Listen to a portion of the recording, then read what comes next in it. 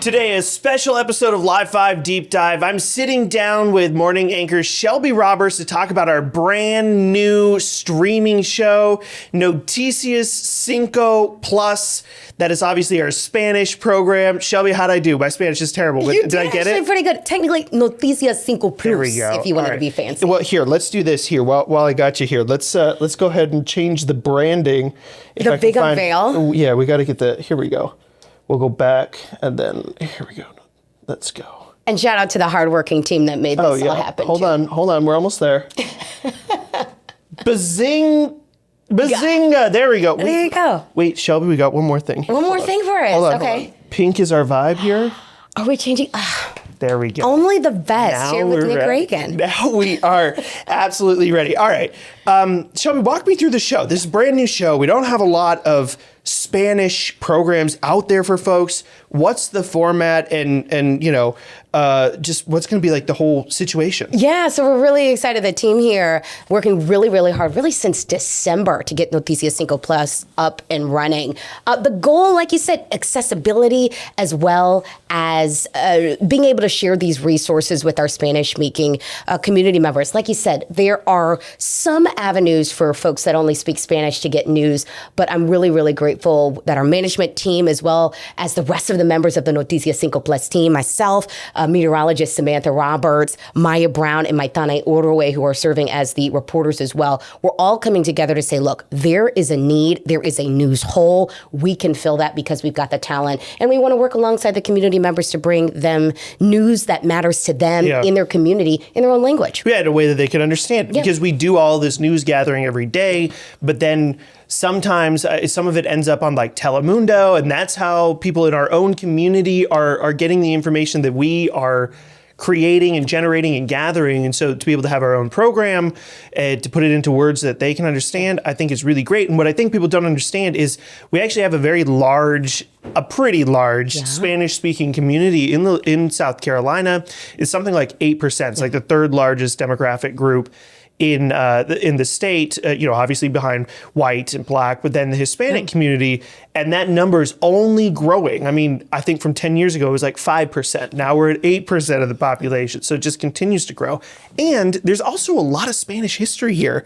I mean, not as much as like Florida, right, which was colonized by Spain, but the first European settlement established in South Carolina was a Spanish settlement. Now, it ended up only lasting about a year, but at the same time, just to know that it wasn't necessarily the English that were here first, it was the Spanish. So to have all of that history, I think is just really interesting. We could talk more about it.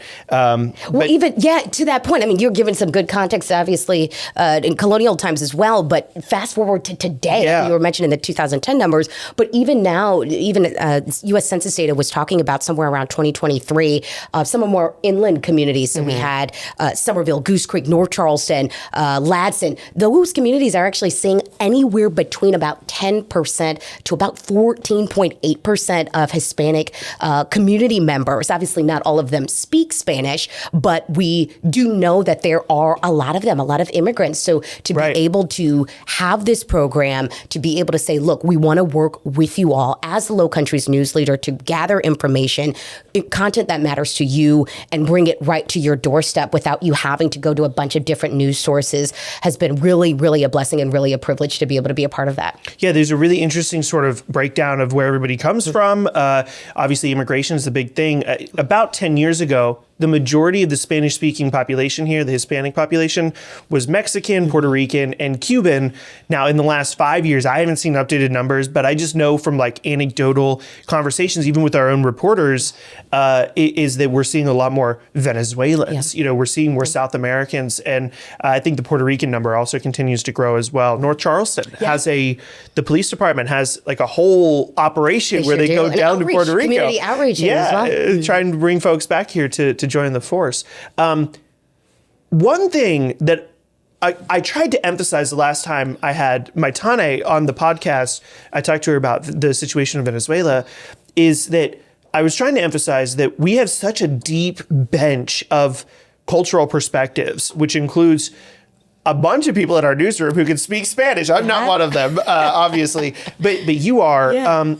Talk to me just a little bit about sort of your history with the Spanish language. How did you get involved, and why are you so fluent in Spanish? Sure. Well, I want to dispel any myths. I'm not fluent. Sure. But working proficiency is kind of the terminology that I've been able to use. But really, when I was probably about 7 or 8 years old, my mom and dad were very big on making sure me, my little sister, and my brother spoke another language. So right around that time period, we used to actually have a tutor that would come to the house and help us learn Spanish. We would go through the basic vocabulary, and that was my really early introduction to the Spanish language through elementary school, middle school, high school, and then all throughout college. Taking those Spanish courses, getting an opportunity to travel to Peru and other communities, and then it just when connecting with folks saying, oh, you speak Spanish, and then being able to practice that way. So that was my introduction to it. Again, members of the team too, so it's not just me, but meteorologist Shelbey Roberts is one of those folks. She's also not fluent, but very working proficient, and I think just a general interest in the language and how she can go about communicating with other people. So that's been a really big component of the work she does. And then reporters Maitana Uruguay and Maya Brown. So Maitana, as you probably spoke when she was talking about Venezuela and the status there, her parents are from Spain and Peru. So she, I believe, that's her first language. Spanish is her first language. Yeah, she's got some family members that are actually still in Venezuela. So she was very connected to that issue. Yeah, very much so. And then Maya, her mother is from Mexico as well. So a lot of different variations, but I think one thing that grounds us all together is this program is something we're very, very connected to. We feel very strongly about, and we're adamant about learning and connecting with community members to say, okay, how do folks here say this word? Or there may be some cultural differences and nuances, but we're open. We have those open dialogues and are willing to talk with other folks that have other information for us. Yeah, I mean, I sit across from you, and every morning, it sounds like you and Maitane and Maya, to some extent, have this, I don't know, program between the two of you where she'll come up to you and start speaking Spanish, and then you'll start speaking Spanish back. It's almost like you guys are, well, it sounds like you're further developing your proficiency with someone who is a natural speaker. I mean, is that part of the prep that you do? Well, and that's one of the big things too. You obviously, in order to get better, you have to practice. Right. And practice cannot just be on TV when we're delivering news. That's ideally not the place you're practicing this content. So what we kind of had this unspoken understanding that when we're around each other as much as we possibly can, we're going to talk with each other in Spanish to tweak some things. Or she may say, oh, you need to say la instead of el, or a instead of o, or something along those lines. So having those real time conversations to be able to improve has been really, really beneficial, and it kind of just wakens up something in our system. Yeah, I mean, I think I was hearing you guys talk about, like, you know, in English you might say, this could be totally wrong, so correct me, but like you might say how's the weather, but like in Spanish the word is like climate or something. It's like, it's just like a little bit, it's that sort of switch that you have to do when you're learning a different language. Yeah, some of the different nuances, and even just learning the cultural differences and the idioms, or how this may be on paper, but folks don't say it like that, I think has been really, really helpful just across the board to have those dialogues. Yeah. Well, we have Telemundo on in the newsroom, and sometimes I look up and I look at their graphics, their CGs, and the words on screen. I'm like, I can understand what it's saying because I recognize cognates and whatnot, but at the same time, I'm like, that's an awkward way to put it. But to them, to people that speak Spanish, it makes as much sense. It's natural. As anything else. I tell you, give it some time. You're going to be our 4th, 5th correspondent at a certain point. I don't think so. I don't think. My Spanish is absolutely terrible. I studied German, so maybe if we do a German program, then you're good. I'll break out the German, but not Spanish.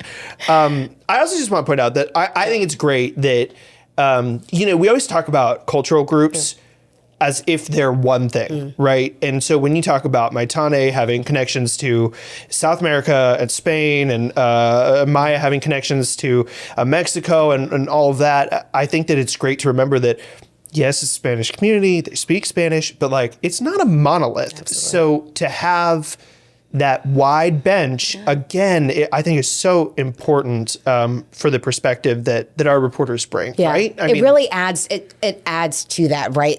Those voices, no one community is the same. And to be able to say, look, these are areas where there may be struggles, there may be concerns, there are achievements, there are other things. To be able to explore that a lot more, I think has been really, really eye-opening and really a privilege and something we don't take for granted. To be able to say everybody has a story, people share their stories in different ways, and we want to be able to amplify that in as much of a possibility as we can. And I want to underscore this just a little bit because this is not a project that Live 5 has taken on lightly. I mean, this has been more than a year in the making because when we first started with podcasts and stuff, we had been talking about doing something for the Spanish community. And we have the talented Spanish-speaking team that we have, but it should be underscored that their primary role is still to be an English-speaking reporter for Live 5. So this task that you guys are undertaking, I mean, your primary job is to be the morning anchor in English. And so you guys have taken on this big effort, not necessarily in your spare time, but certainly this is a big commitment from you guys to say we're going to do all of our normal stuff and try and provide this service to the Spanish community. Yeah, it does. It underscores a lot of different hats that we're taking on. But again, when you're passionate about something and you really believe in the programming and you've got the support of the managerial team to say, we can do this. We're going to allot the resources to be able to make it happen. I think that lights an additional fire. So yes, we've got all the regular news. That was always a conversation. Some folks were saying, "Oh, are they taking you off of your shifts?" Nope. Still going to be morning anchor for myself. Samantha Roberts is still going to be doing meteorology throughout the day, and then Maitane and Maya are still going to be doing their normal English day turns. But we will be flipping that content. We'll be localizing different content and viewing things through a different lens on top of our daily responsibilities. Yeah, I mean, amazing stuff that you guys are doing. Not everybody responds well to be given another hat to wear, but in just talking with all of you guys, I haven't heard a single negative thing. Thank you. I appreciate it. Hey, you guys, you have to do one more thing. And every one of you has been like, but this is a pleasure important. to do. This is important. And one of those things. It's the labor of love term, but one where we feel like it's needed. We want to hear feedback from the community, and I think we really do have some really good support. Yeah. Okay. Before we get to sort of the details on how people could watch, I'm gonna put you on the spot here. I want you to give us the opening to the Spanish show. I mean, I know how you do it on the morning show, but give me your best, however you intro the show. Yeah, I'm ready. Here. This is the camera. This is your camera. That's right. Okay. Bienvenidas a Noticias Cinco Plus. Soy Shelbey Roberts y tenemos las noticias más importantes del día. So I said, welcome to Noticias Cinco Plus. My name is Shelbey Roberts, and we've got the stories to get your day started, essentially. Wow, chills. I mean, thank you. A little silly to say, but honestly, I was like, whoa. She just flipped a switch. There she is. There it is. There's the Spanish show right there. Thank you. Okay, how can people watch, when, where, and how? Yeah, exactly. So Monday, March 2nd is game day for us. We're super excited. Again, the labor of love, but an important resource for our community. Monday, March 2nd, Monday through Friday. So this is a daily newscast that we'll be having on our digital streaming platforms. You can watch it anywhere you get Live 5 News, but Plus, and so Roku TV, Fire TV, Apple TV, Android TV, you name it, we've got it. All you've got to do is click in Live 5 and you'll have full access. You can rewatch episodes, but every single day, live at 10:30 in the morning. I will be bringing you the news that matters most to you in Spanish. Okay, and when does it launch? On Monday, March 2nd. March 2nd. Yeah. Wow. All right. Well, we're looking forward to the launch. We're looking forward to the show. I'm sure it's going to be excellent. Everything you guys do is excellent. Appreciate it. And thank you for the time on your podcast. All right. Thanks, Shelbey. All right. Well, make sure that you download the Live 5 Deep Dive podcast anywhere you get your podcasts. You could also watch this episode, all previous episodes, and future episodes as well on the Live 5 streaming service on apps like Roku. Thanks, and we'll see you next week. Noticias Cinco Plus, el único noticiero completamente en español de la región de Low Country. Manténgase informado con las noticias locales y la primera alerta del tiempo al instante. Véalo en vivo de lunes a viernes desde las 10:30 de la mañana o cuando quiera a través del servicio de transmisión gratuito Live 5 Plus. Simplemente busque Live 5 en su dispositivo de transmisión. Noticias 5 Plus, a partir de 2 de marzo.